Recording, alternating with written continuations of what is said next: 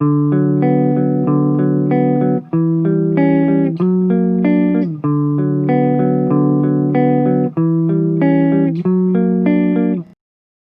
Student, my name is Pallavi.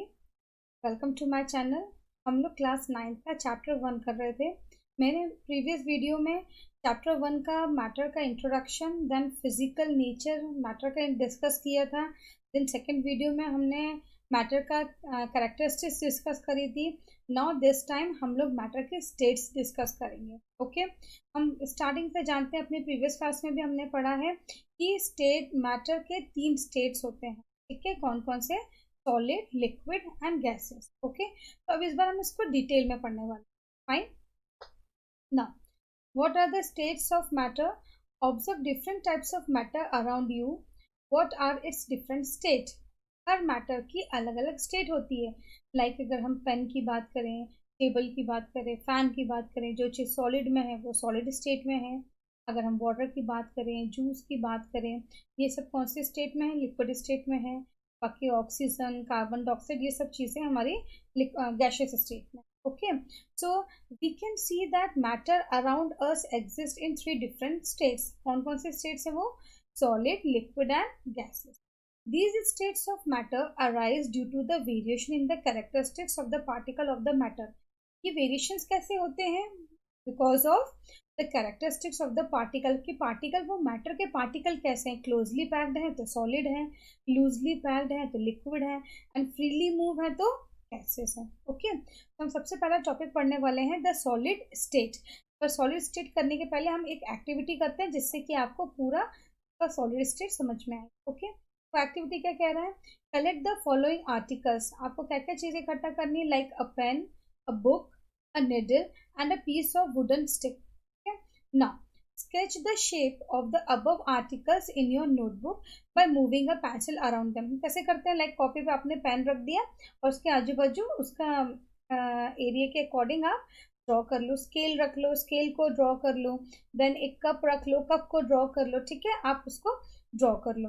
Then do all this have a definite shape. आपको क्या देखने को मिलेगा? हर आइटम, जितने जो भी आपने सॉलिड मैटर लिया है वो सब क्या है? वो सब सॉलिड है और उनमें आपने उनका जब शेप बनाया तो उनका एक शेप दिखा आपको। ओके, तो does all these have a definite shape? तो yes, they have definite shape. Distinct boundaries, उनकी बाउंड्रीज भी डिस्टिंक्ट थी। एंड अ फिक्स्ड वॉल्यूम, और उनकी फिक्स्ड वॉल्यूम थी क्या? नहीं, उनकी वॉल्यूम फिक्स्ड नहीं थी। Fine. Now what happen if they are hammered, pulled और ड्रॉप्ड? अगर हमने उनको हैमर्ड किया या पुल्ड किया या ड्रॉप किया तो what will happen? Will it break? Yes, solid item ऐसे बहुत सारे होते हैं जो कि हैमरिंग से भी टूट जाते हैं, गिरने से टूट जाते हैं, या उसको धक्का लगे तो वो टूट जाते हैं। Okay, are this capable of diffusing into each other? अगर वो ब्रेक हो जाते हैं तो क्या वो आपस में मिल जाते हैं? क्या डिफ्यूज हो जाते हैं? क्या जैसे हमने वो एयर का पढ़ा था जो ऑटोमेटिकली इंटरमिक्स हो रहे हैं बाय देयर ओन, ऐसा हो रहा है क्या इसमें सॉलिड की केस में? No. So try compressing them by applying force. आप उन पर फोर्स लगा के देखो। Are you able to compress them? अगर आपके पास में एक रिमोट है, आप उस रिमोट को कंप्रेस करके सोचोगे मैं इसको फ्लैट कर दूं, can you do that? No. So all the above examples are of solid. जितने भी हमने एग्जाम्पल्स देखे वो सब क्या थे? Solid. We can observe that all these have a definite shape. सब सॉलिड्स के अपने अपने शेप थे। ठीक है, distinct boundaries and fixed volume, और सबके अपने अपने वॉल्यूम से, कोई किसी के वॉल्यूम से मैच नहीं कर रहा था। That is have negligible compressibility, और उनकी कंप्रेसिबिलिटी कैसी थी? बिल्कुल ना के बराबर। ठीक है, वो कंप्रेस नहीं हो रहे थे। ठीक है, जो हमने एग्जाम्पल्स लिया था, chalk, pencil, pen. Okay, then solid have a tendency to maintain their shape when subjected to outside force. Solid का एक टेंडेंसी होती है कि जब हम उसको आउटसाइड फोर्स देते हैं तो वो अपना शेप चेंज नहीं करता है। लाइक अगर हमारे पास एक क्यूब है, ठीक है, दिस इज अ क्यूब, और अगर इस क्यूब को अगर हम यहाँ से फोर्स देते हैं, ठीक है, तो ये क्या, ये आपका ये जो क्यूब है ये क्या चेंज हो जाएगा? रेक्टेंगल बन जाएगा क्या? नो, ये नहीं बन पाएगा। बिकॉज सॉलिड की क्या टेंडेंसी होती है कि वो अपना शेप चेंज नहीं करता है जब उस पर एक्सटर्नल फोर्स लगाया जाता है। वो कुछ कुछ केसेस में होता है, वो भी हम नीचे देखेंगे, बट नॉर्मली अगर आप देखेंगे तो मोस्टली जो सॉलिड है वो अपनी शेप नहीं चेंज करते हैं. ओके, देन सॉलिड में break under force but it is difficult to change their shape. आप उन पर अगर ज़्यादा फोर्स लगाएंगे तो वो ब्रेक हो सकते हैं बट वो अपना शेप चेंज नहीं करेंगे. So they are rigid. They are rigid means they are not flexible. वो ऐसे फ्लेक्सिबल नहीं होते हैं कि वो अपना शेप चेंज कर ले. तो आप क्या बोल सकते हो कि सॉलिड अपना शेप चेंज नहीं करते हैं, और अगर हम उन पर फोर्स लगाते हैं तो भी वो अपना शेप चेंज नहीं करते हैं.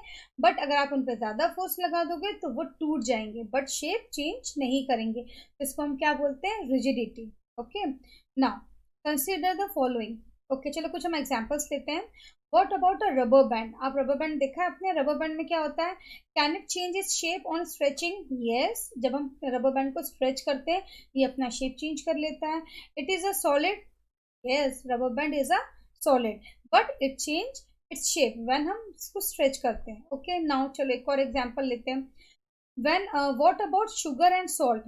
शुगर देखा आपने? शुगर के जो क्रिस्टल्स होते हैं उनका भी अपना एक सॉलिड शेप होता है. सॉल्ट का भी अपना एक शेप होते हैं.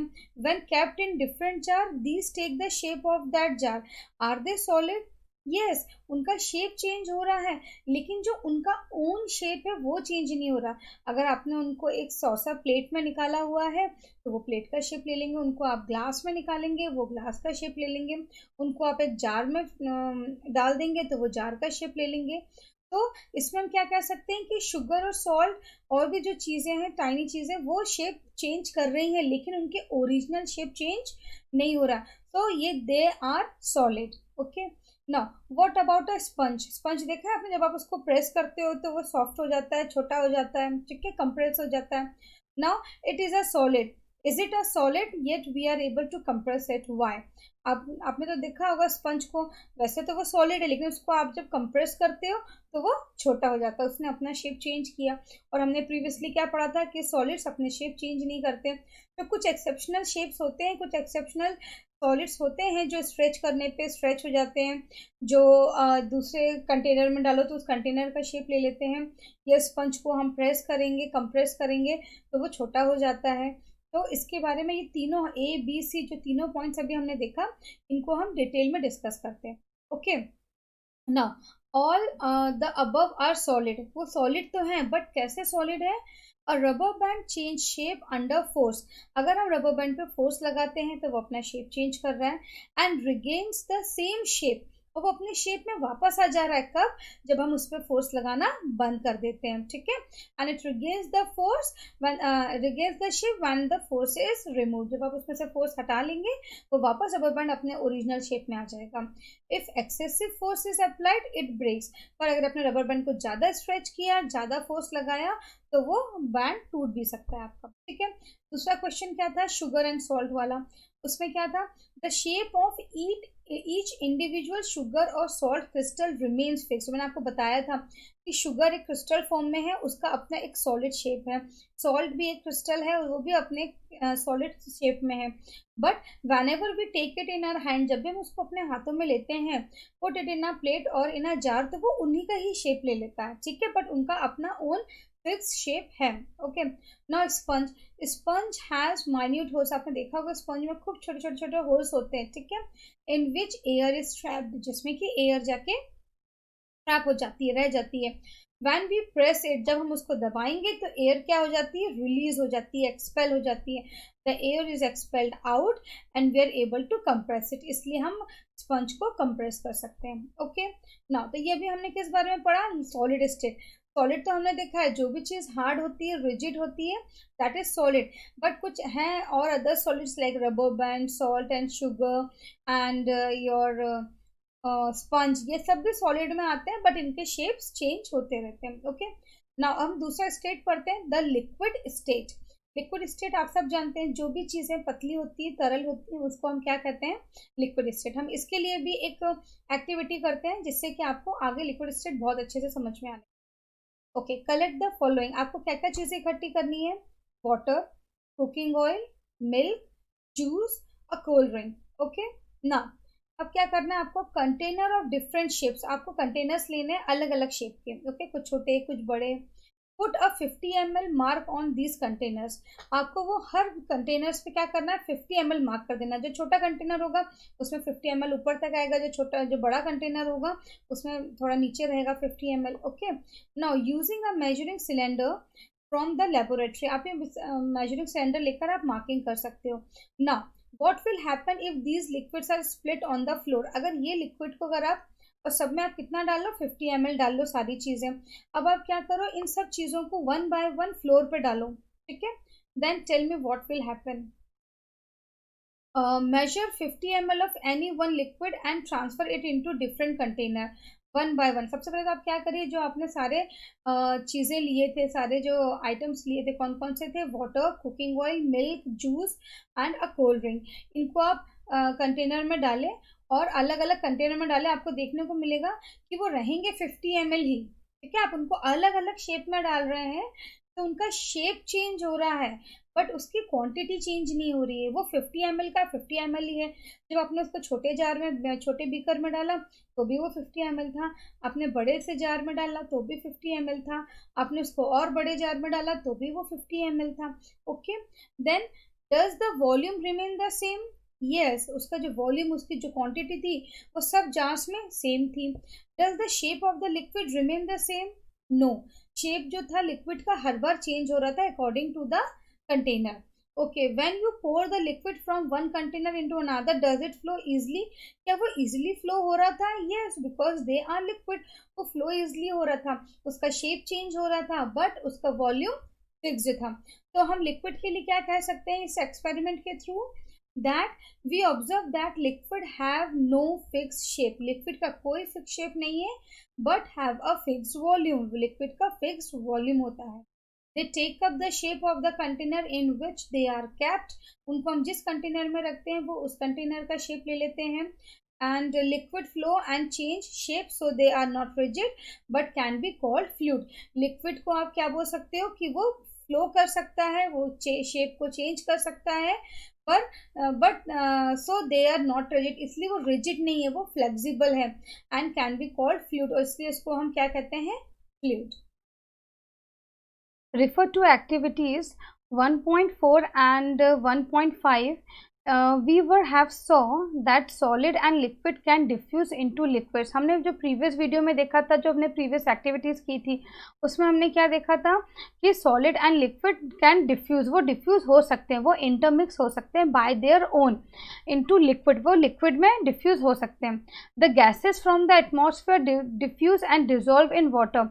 अब गैसेस की बात करें तो गैसेस भी एटमॉस्फेयर में डिफ्यूज़ हो जाती है, इंटरमिक्स हो जाती है bye their own and dissolve in water, उनको हम वाटर में भी डिजोल्व कर सकते हैं। एग्जाम्पल है हमारे पास कोल्ड ड्रिंक या soda water. Okay, now these gases especially oxygen and carbon dioxide are essential for the survival of aquatic animal and plant।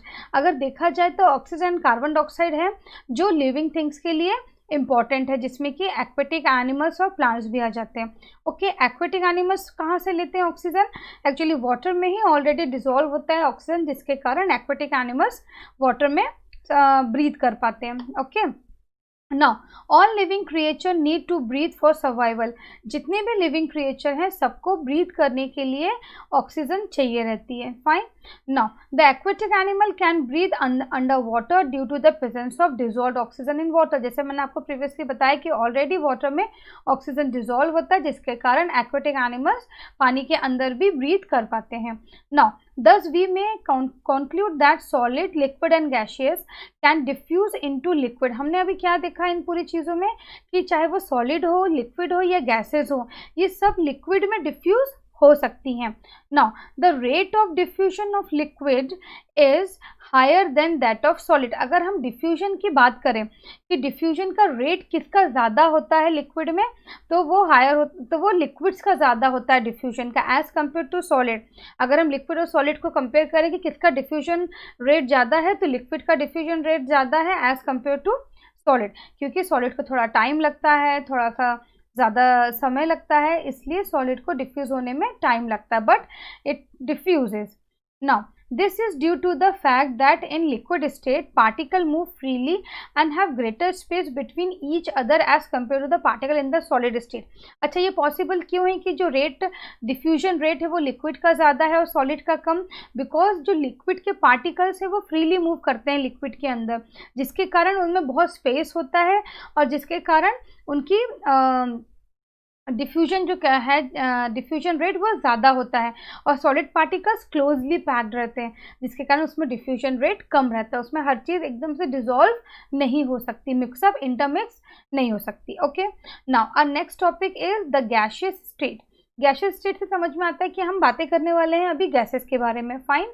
Then have you ever observed a balloon seller filling a large number of balloons from a single cylinder of gas? आपने देखा होगा बहुत बार cylinder लेके खड़े रहते हैं और वो उसमें बलून्स फिल करते थे. एक ही सिलेंडर से वो इतने सारे बलून कैसे फिल कर सकते हैं? सुबह से शाम तक वो सिलेंडर उसका चलता रहता है और भी आगे चलता है. Then enquire from him how many balloons is he able to fill from one cylinder.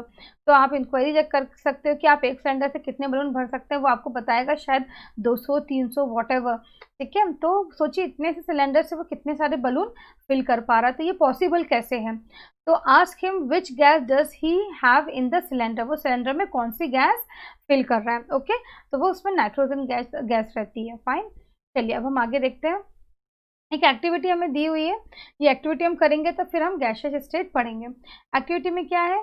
Take a 100 ml syringe, take 300 ml syringe and close their noses by rubber cork as shown in figure 1.4.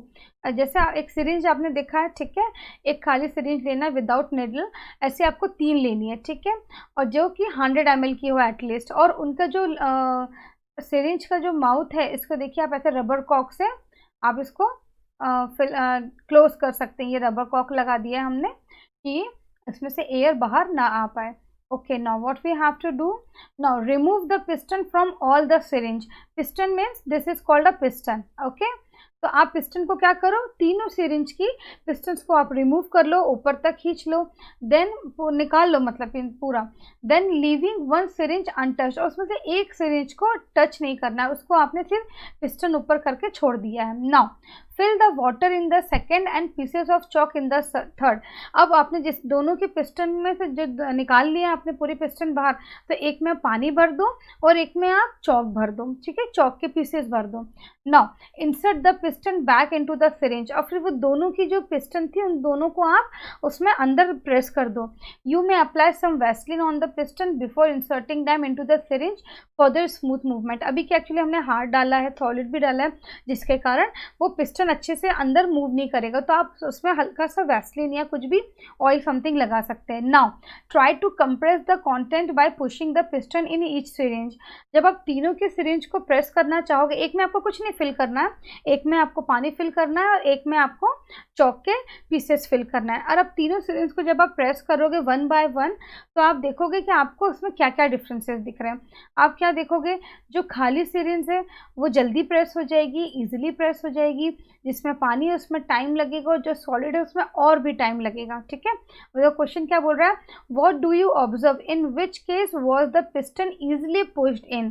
किसमें easily push हो जाएगा, जिसमें कि कुछ नहीं, जिसमें सिर्फ air है, और आगे जो आपने रबर कॉक लगाया था वो भी फिल होगा, और वो एक बलून का शेप भी ले सकता है, छोटा सा बलून भी वहाँ आ सकता है.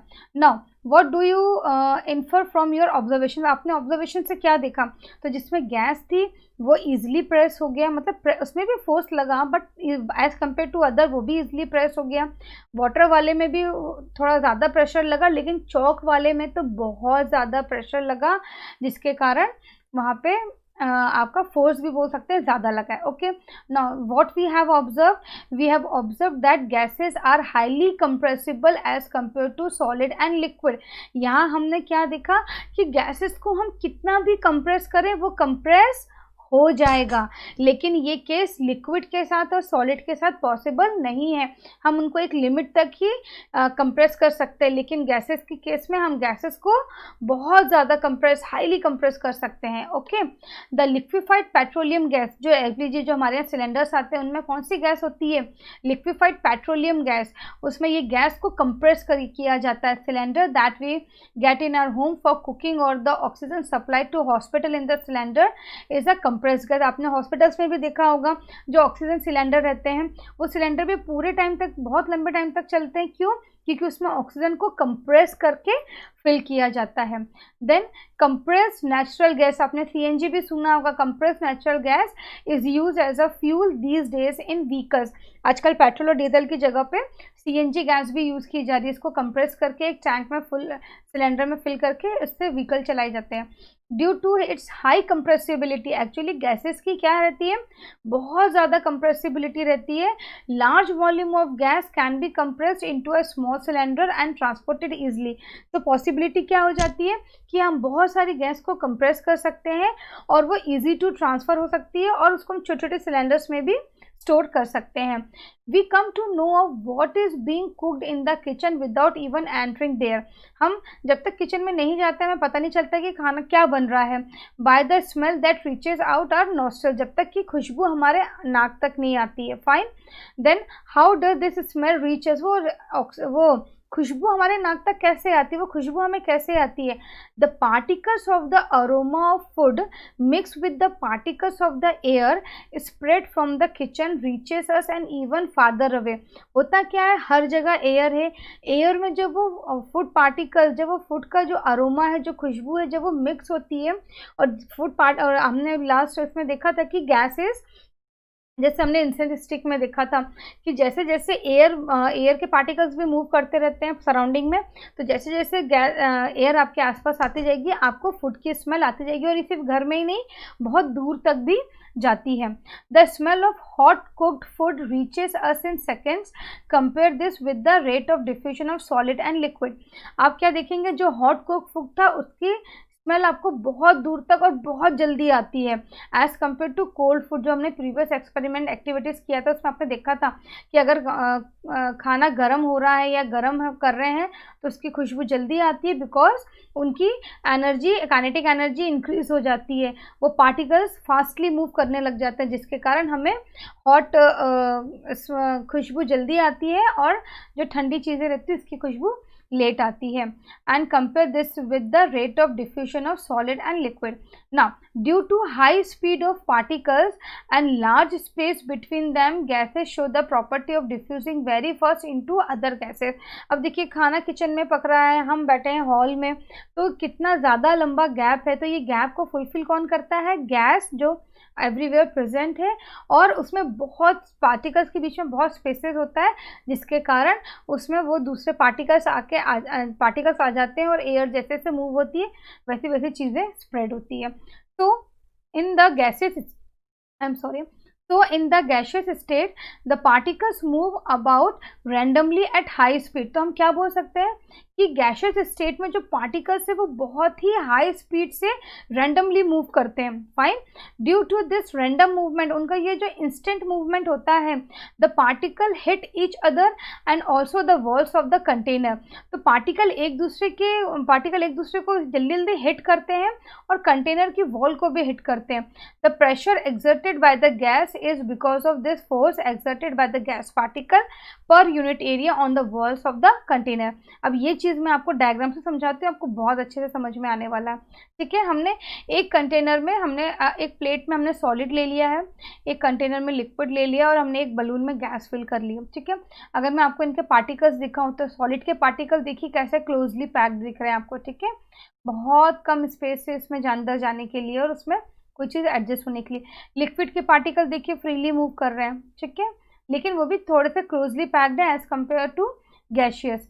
फाइन, और गैसेस को देखिए उसके पार्टिकल किसी भी डायरेक्शन में मूव कर रहे हैं, ठीक है, तो आप क्या कह सकते हैं इससे कि A B C show the magnified systematic picture of the three states of matter, the motion of the particle can be seen and compared in the three states of matter. इन फिगर को देख के आप particles के sorry matter के particles को आप देख सकते हैं कि कौन किसमें कितना ज़्यादा स्पेस है। फाइन, नाउ हम मूव करते हैं, कुछ क्वेश्चंस दिए हुए हैं हमें यहाँ पे, ये क्वेश्चंस भी हम कर लेते हैं cover.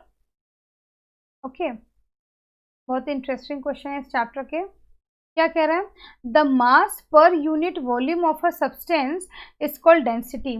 What is the definition of density? Density equals to mass upon volume. The mass per unit volume of a substance is called a density. ठीक है, फॉर्मूला क्या बन जाएगा, density equals to mass upon volume. Now arrange density actually मतलब हिंदी में इसको बोला जाता है घनत्व, वो कितना ज़्यादा उसमें डेंसिटी है, कितना ज़्यादा वो स्ट्रॉन्गली बॉन्डेड है। Fine, now arrange the following in order of increasing order. हमें कुछ एग्जाम्पल्स दिए हुए हैं, उनको हमें इंक्रीजिंग ऑर्डर में अरेंज करना है। इंक्रीजिंग मतलब जिसमें सबसे कम होती है और कम से ज़्यादा ज़्यादा ज़्यादा करते हुए हमें ज़्यादा तक जाना है। ठीक है ना, हमें एग्जाम्पल्स दिए हैं air, exhaust from chimneys, Honey, water, chalk, cotton and iron. अब मुझे बताइए इसमें सबसे कम डेंसिटी किसकी होगी? सबसे कम डेंसिटी होगी एयर की। फाइन, ठीक है, देन विल मूव टू, इसके बाद किसकी डेंसिटी उससे थोड़ी ज़्यादा होती है एयर से, एग्जॉस्ट फ्रॉम चिमनी। क्यों? क्योंकि उसमें स्मोक और डस्ट भी मिक्स रहते हैं। ठीक है, देन इसके बाद किसकी रहती है? इसके बाद कॉटन की रहती है। क्यों? बिकॉज कॉटन में भी बहुत स्पेस, अगर हम कॉटन को कंप्रेस करेंगे तो क्या होगा, उसमें से एयर रिलीज हो जाएगी, तो उसमें बहुत सारे स्मॉल पोर्स होते हैं जिसमें कि एयर कंप्रेस रहती है। देन उसके बाद कॉटन के बाद आता है वाटर का, कॉटन के बाद वाटर की डेंसिटी कॉटन से ज़्यादा रहती है। देन वाटर के बाद चॉक की डेंसिटी वाटर से ज़्यादा रहती है, और सबसे ज़्यादा डेंसिटी अगर इन सब में देखा जाए तो आयरन की, बिकॉज उसके पार्टिकल्स, उस मैटर के पार्टिकल क्लोजली पैक्ड रहते हैं। ठीक है, तो इनको हमने इंक्रीजिंग ऑर्डर में अरेंज कर दिया। पहला air, then exhaust from chimney, then cotton, then water, then chalk and then iron. Okay, ना क्वेश्चन नंबर 2 क्या कह रहा है, इसका ए पार्ट देखते हैं। Tabulate the differences in the characteristics of states of matter. सबसे पहले तो हमें इसको टैबुलेट बोला, मतलब इसको हमें टेबल फॉर्म में बनाना है और हमें डिफरेंसेस बताना है। मैटर, हमने मैटर की 3 स्टेट्स पढ़ी थी, कौन सी? Solid, liquid and gaseous. Okay, तो हमें उनको उनकी कैरेक्टरिस्टिक्स के थ्रू हमें उनको डिफ्रेंशिएट करना है। तो मैंने आपके लिए एक टेबल बना के रखा है, देखिए। टैबलेट बोला मतलब हमें इसे एक टेबल फॉर्म में दिखाना है, ये मैंने आपके लिए टैग करके रखा है। ओके ना, ओके, ये हमने इसको अलग अलग पार्ट में किया है। कैसे? जैसे कि ये सॉलिड है, ओके, लिक्विड एंड गैस। अब हम पहले कैरेक्टरिस्टिक्स लिख लेंगे, देन हम उनके डिफरेंसेस बताएंगे। तो कैरेक्टरिस्टिक्स में क्या क्या थे? उनका shape, then their volume, then rigidity and fluidity मैंने एक साथ लिख लिया, then intermolecular force, intermolecular space and compressibility. ये 6 पॉइंट्स मैंने कैरेक्टरिस्टिक्स में ऐड किए हैं। अब हम इनके कैरेक्टरिस्टिक्स के अकॉर्डिंग हम उनके बताएंगे कि उनके स्टेट्स में क्या क्या डिफरेंस है। ठीक है, सॉलिड, लिक्विड एंड गैस। अगर हम शेप को देखें तो सॉलिड का शेप कैसा रहता है? Fixed shape. अगर शेप की बात करें लिक्विड के लिए तो नो फिक्स शेप, लिक्विड का कोई फिक्स शेप नहीं है, आप उसको जिस कंटेनर में डालेंगे वो उस कंटेनर का शेप ले लेगा। और गैस का भी सेम यही है, no fix shape. Okay, now volume. Volume में क्या? सॉलिड का फिक्स्ड वॉल्यूम होता है, वॉल्यूम सॉलिड का fixed shape and fixed volume both. ठीक है, लिक्विड के साथ में क्या है? लिक्विड का शेप फिक्स नहीं है लेकिन उसका वॉल्यूम फिक्स है। हमने एक एक्टिविटी में देखा था 50 ml, अलग अलग कंटेनर में डालेंगे तो भी वो 50 ml ही रहेगा, वो ना कम होगा ना ज़्यादा होगा। बट गैस का कोई फिक्स वॉल्यूम नहीं है, इसका ना फिक्स शेप है ना फिक्स वॉल्यूम है। ना रिजिडिटी एंड फ्लूइडिटी। अब देखिए सॉलिड तो फ्लूइड नहीं हो सकता, सो रिजिडिटी देखेंगे तो solids are rigid and can not flow maximum. अब सॉलिड में भी आपको आगे चीज़ पढ़ने को मिलेंगी कि सॉलिड भी फ्लो होते हैं बट इन सम कंडीशंस, और वो कैन नॉट फ्लो मैक्सिमम, वो ज़्यादा फ्लो नहीं कर सकते। ओके, लिक्विड के केस में देखें तो liquid can flow but not rigid less than solid. ये इतने रिजिड नहीं होते जितने कि सॉलिड होते हैं। और गैसेस के साथ बोल सकते हैं कि gases can flow not rigid, very less and maximum and less than gas. ठीक है, मतलब सबके कंपैरिजन करें अगर हम, तो सॉलिड बहुत रिजिड होता है, लिक्विड रिजिड नहीं होता है, गैस रिजिड नहीं होता है। सॉलिड ज़्यादा फ्लो नहीं करता है, लिक्विड फ्लो करता है एज कंपेयर टू सॉलिड, लेकिन गैसेस मैक्सिमम फ्लो करती है। फाइन। नाउ कंप्रेसिबिलिटी की बात करते हैं, तो सॉलिड में कंप्रेसिबिलिटी नेग्लिजिबल, ना के बराबर रहती है। लिक्विड में कंप्रेसिबिलिटी हो जाती है, ठीक है, और गैसेस में तो हाईली कंप्रेसिबिलिटी रहती है। आपने देखा भी लास्ट एक्सपेरिमेंट में, एक्टिविटी में, कि हमने ऑक्सीजन गैस को कंप्रेस कर लिया था ऑक्सीजन सिलेंडर में, और हमने दूसरी गैस को भी कंप्रेस कर लिया था एक सिलेंडर में, एलपीजी को किया था, सीएनजी को किया था। ओके, तो ये सब आपके कैरेक्टरिस्टिक्स है जिनके बेसिस पे हमने डिफ्रेंशिएट किया था तीनों स्टेट्स को। नाउ अब हमारा नेक्स्ट क्वेश्चन आता है, क्वेश्चन 2 कब B, comment upon the following: rigidity, compressibility, fluidity, filling a gas container, shape, kinetic energy and density। हमें इनके बारे में थोड़े थोड़े से आपको कमेंट्स देना है। तो ये आपको यहाँ मैसेज पॉपअप हो जाएगा। एक्चुअली आप क्या बोल सकते हैं कि रिजिडिटी क्या है, तो rigidity the tendency of a substance to remain और maintain their shape when subjected to outside force. मतलब रिजिडिटी कब हम देखने को मिलती है, जब हम किसी शेप को, जब हम किसी चीज़ को अगर आउटसाइड फोर्स देते हैं तो वो अपना शेप मेंटेन रखता है या वापस अपनी शेप में रिटेन हो जाता है, वापस उस शेप में आ जाता है। तो उस चीज़ को हम क्या बोलते हैं, वो उसकी सब्सटेंस की टेंडेंसी होती है, तो उससे हमको उसकी रिजिडिटी पता चलती है। Okay, now compressibility. कंप्रेसिबिलिटी क्या होता है, the matter has intermolecular spaces, ये हमें पता है। The external force applied on the matter can bring this particles closer, वो इन पार्टिकल्स को क्लोज लेके आती है जब हम उस पर एक्सटर्नल फोर्स लगाते हैं। And this property is called compressibility. जब आप किसी चीज़ को एक्सटर्नल फोर्स लगा के कंप्रेस करते हो, उसके पार्टिकल्स को पास बनाने की कोशिश करते हो, then it is called compressibility. And gases and liquids are compressible, solids are not. Okay, now second topic है फ्लूइडिटी। फ्लूइडिटी में क्या देखेंगे, the tendency of particle to flow, वो पार्टिकल कितना फ्लो हो सकता है, उसकी कितनी एबिलिटी है, उसको हम बोलेंगे fluidity. Is called fluidity. And liquid and gases flow, जिसमें कि लिक्विड और गैस फ्लो होती है, सॉलिड्स नहीं होते हैं। Now the last is filling of gas container. अगर गैस कंटेनर की बात करें तो gases have particles which variate randomly in all the directions. हमने देखा था कि गैसेस हर डायरेक्शन में मूव करती हैं। The gases can fill the container, और गैसेस कंटेनर को फिल कर सकती हैं। नाउ शेप के लिए आप क्या बोलेंगे, solid have maximum intermolecular force. हमने देखा था वो एक्सपेरिमेंट में जिसमें हमने ग्रुप्स बनाया था, चेन्स बनाए थे, ह्यूमन चेन्स। उसमें हमने क्या देखा था कि solid have maximum intermolecular force and definite shape, और उनका एक शेप भी होता है। Whereas liquid and gases take the shape of container, और लिक्विड और गैस कंटेनर का शेप ले लेते हैं। नाउ काइनेटिक एनर्जी, हमने पढ़ा था काइनेटिक एनर्जी भी क्या होता है, the energy possessed by particle due to their motion. Particles के मूव करने के टाइम पर जो उनमें एनर्जी प्रोड्यूस होती है उसको हम क्या बोल सकते हैं, kinetic energy. And molecules of gases vibrate randomly as they move, maximum kinetic energy. Okay,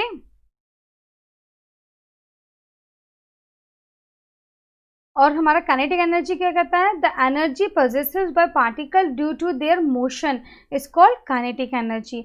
molecules of gases vibrate randomly as they have maximum kinetic energy. जैसे जैसे पार्टिकल्स फास्टली मूव करेंगे काइनेटिक एनर्जी बढ़ेगी, kinetic energy बढ़ेगी तो particles fastly move करेंगे, so they are directly proportional to each other. Now the last point was density. What is density?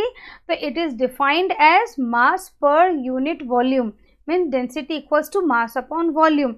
The solid have highest density. अगर तीनों में comparison किया जाए, सॉलिड, लिक्विड एंड गैसेस में, तो सबसे ज़्यादा डेंसिटी किसकी होती है, सॉलिड की डेंसिटी होती है। ओके, नाउ नीचे कुछ क्वेश्चंस और दिए हुए हैं कि गिव रीजंस, कितने पॉइंट्स हैं, ओके, डी है, A1 2 3 4, फाइन। गिव रीजन्स में पहला रीजन किसके लिए देना है, a gas fills completely the vessel in which it is kept, gas पूरी तरीके से उसमें कंप्लीटली आ जाती है, भर जाती है जिस वेसल में उसको रखा जाता है। तो इसके लिए आप क्या बोल सकते हो, the molecule of gas have high kinetic energy due to which they keep moving in all directions and hence fill the vessel completely in which they are kept. आप उसको जिस वेसल में रखोगे वो उस वेसल का शेप ले लेंगे, बिकॉज उनकी जो काइनेटिक एनर्जी है वो मॉलिक्यूल्स की बहुत हाई होती है, जिसके कारण वो सारी जगह पे मूव करते रहते हैं और वो वेसल्स को कम्प्लीटली फिल कर देते हैं। Now the next question is, a gas exerts pressure on the walls of the container. अगर कंटेनर में गैस है तो वो उस कंटेनर की वॉल को उसमें प्रेशर आता है, एक्सर्ट करते हैं। तो a gas exert pressure on the wall of the container because the molecule of gases are in constant random motion. Actually gases का कांस्टेंट रैंडम मोशन चलता रहता है due to high kinetic energy. So these molecule constantly vibrate, move and hit the walls of the container, thereby exerting pressure on it. इसलिए उस पर pressure exert होता है, वो कंटिन्यूसली मूव करते रहते हैं, ठीक है, गैस के मॉलिक्यूल्स। नाउ सी पार्ट क्या कह रहा है, a wooden table should be called a solid. हम वुडन टेबल को सॉलिड कहते हैं, गिव रीजन। तो द मॉलिक्यूल और particles of wooden table are tightly packed with each other. मैंने आपको बताया था बहुत पहले भी कि सॉलिड के साथ क्या रहता है कि उनके particles closely packed, tightly packed रहते हैं एक दूसरे के साथ, and there is no intermolecular space, उनमें कोई मॉलिक्यूल के स्पेस नहीं होते हैं। It can not be compress, आप सॉलिड को कंप्रेस नहीं कर सकते हैं, it can not flow, all this characteristics are of solid. So wooden table should be called a solid, इसलिए आप वुडन टेबल को सॉलिड कह सकते हैं। Okay, and the last question of question number 3 is, we can easily move our hand in air but do not the same through a solid block of wood, we need a karate expert। yes, that is true, हम हवा में हाथ तो बहुत अच्छे से हिला सकते हैं like this, लेकिन अगर यही हम सॉलिड के साथ हाथ घुमाना चाहें तो हम उसको नहीं कर सकते, ये इसके लिए कराटे एक्सपर्ट ही लगेगा। तो इसका रीज़न क्या है, we can easily move our hand in air but do not the same through a solid block of wood, we need a karate expert। it is because the molecule of air has less force of attraction between them and a very small external force can separate them and pass through it, but in case of solid the molecules have maximum force of attraction, the particles are tightly bound due to this force, hence large amount of external force is required to pass through it। ये answer सब आपको popup होने वाले हैं screen पे, लेकिन आपको बता दूं कि आप हवा में क्यों इजीली हाथ मूव कर पाते हैं, बिकॉज क्योंकि हवा के पार्टिकल्स क्लोजली पैक्ड नहीं होते, उनमें ज़्यादा अट्रैक्शन नहीं होता, उनमें ज़्यादा फोर्स नहीं होता है, जिसके कारण आप कम फोर्स में भी हाथ मूव कर सकते हो। But in case of solid में उनके पार्टिकल क्लोजली पैक्ड होते हैं, जिसके कारण कि आपको उसमें बहुत ज़्यादा एक्सटर्नल फोर्स लगाना पड़ेगा ये सब करने के लिए। ओके, अब इस वीडियो का लास्ट टॉपिक है, लास्ट क्वेश्चन है हमारा, sorry, liquids generally have lower density as compared to solid। yes, that is true, liquid की जो density रहती है वो कम होती है as compared to solid, but you must have observed that ice float on water, find out why। ठीक है, ये बात तो सही है कि लिक्विड की डेंसिटी कम होती है और सॉलिड की ज़्यादा होती है, तो ये कैसे पॉसिबल है कि वाटर पे आइस फ्लोट करता है। ओके, तो इसका रीज़न है, ice is a solid but its density is lower. ठीक है, आइस अपने कौन से स्टेट में है, सॉलिड स्टेट में है, बट उसकी डेंसिटी अगर हम काउंट करें तो उसकी डेंसिटी कम निकलती है as compare to water due to its structure. Actually जो इसका स्ट्रक्चर है उसके कारण भी आप बोल सकते हो, the molecule in ice make a cage. जो मॉलिक्यूल्स होते हैं आइस में वो एक केज जैसा बना लेते हैं, उसका बहुत क्लोजली देखेंगे तो आपको उसमें केज दिखेगा, like structure with lot of vacant space.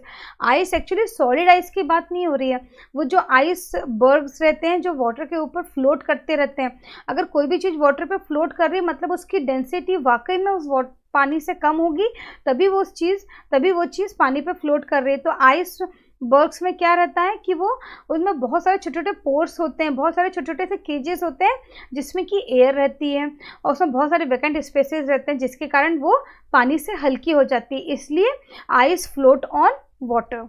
Okay. तो हमारा वीडियो ये वाला यहाँ फिनिश होता है। नेक्स्ट टॉपिक में, नेक्स्ट वीडियो में हम ये कवर करेंगे, can matter change it's state. क्या मैटर अपने स्टेट चेंज करते हैं? जैसे हमने सॉलिड, लिक्विड और गैस पढ़ा, तो क्या वो आपस में अपने स्टेट्स चेंज करते हैं क्या? तो ये मैं मेरे नेक्स्ट वीडियो में पढ़ेंगे। Okay, till then bye, keep watching my channel, thank you.